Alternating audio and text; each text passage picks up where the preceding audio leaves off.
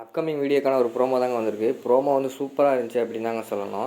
அதாவது ஆதி இருக்கார்ல, ஆதி வந்து பாரதியை விட்டு பிரிஞ்சுட்டு சென்னை போயிடுவார் அப்படின்னு தாங்க நம்ம எல்லாம் நினச்சிக்கிட்டு இருந்தோம். ஆனால் அதுக்கு ஆப்போசிட்டாக கதை நகர்ந்துருதுங்க. கதை வந்து சூப்பராக இருக்குது அப்படின்னு தாங்க சொல்லணும். அதை பார்க்குறதுக்குலாம் நம்ம சேனலை மட்டும் மறக்காமல் லைக் அண்ட் சப்ஸ்கிரைப் மட்டும் பண்ணிடுங்க. அதுக்கடுத்து காஞ்சிபுரத்தில் என்ன பண்ணுறது அப்படின்னு தெரியாமல் நம்ம ஆதி இருக்கார்ல, ஆதி வந்து நினச்சி ஃபீல் பண்ணிக்கிட்டே இருக்காங்க. அவர் அந்த சைடு ஒரு ரோட்டில் போகும்போது இந்த இடத்துல தான்ப்பா ஒரு பையன் வந்து ஆக்சிடெண்ட் ஆகி இறந்தான் அப்படிங்கிற மாதிரி ஒருத்தர் சொல்கிறாரு. உடனே ஆதிக்கு அந்த இடத்துல இதயம் வந்து டப்புன்னு துடிக்கிற மாதிரி ஒரு மாதிரி ஃபீல் ஆயிடுது. உடனே அந்த இடத்துல போய், அதாவது ரோட்டில், அதாவது வாசு இறந்தார்ல, அந்த இடத்துல போய் கையை வச்சு பார்த்துக்கிட்டே இருக்காங்க. பார்த்தோன்னே அவருக்குள்ளே ஏதோ ஒரு ஃபீல் ஆகுது. இதயம் வேகமாக துடிக்கிற மாதிரி காட்டிக்கிட்டே இருக்காங்க. டக்குன்னு பார்த்தா நம்ம வாசு ஆக்சிடென்ட் ஆன சீன் எல்லாம் எடுத்து கொண்டு வந்து காட்டிக்கிட்டு இருக்காங்க. அதுக்கடுத்து வாசு வந்து நம்ம ஆதியோட உடம்புக்குள்ளே போகிற மாதிரி காட்டிடுறாங்க. அதுக்கடுத்து ஒரு டீ கடைக்கு போகிறாரு வாசு.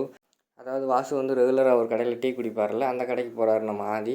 அந்த இடத்துல போயிட்டு நின்றுட்டு இருக்காரு. பக்கத்தில் பார்த்தா நம்ம துரை இருக்கார்ல, துரை வந்து நக்கலாக பார்த்துக்கிட்டு இருக்காரு. நம்ம வாசுக்கு வந்து பயங்கரமான கோவம் வந்துருச்சு. ஏன்னா ஆதியோட உடம்புக்குள்ளே இருக்கிறது வந்து வாசு தானே.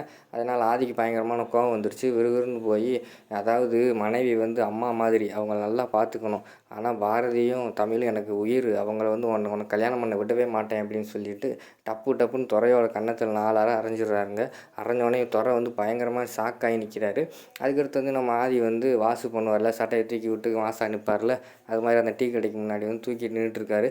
அதை பார்த்தோன்னே துரைக்கு வந்து அவங்க அன்னை வாசு ஞாபகம் வந்த மாதிரி வந்துருச்சு. அதோடு பார்த்திங்கன்னா இந்த எபிசோடே வந்து முடிச்சிடுறாங்க.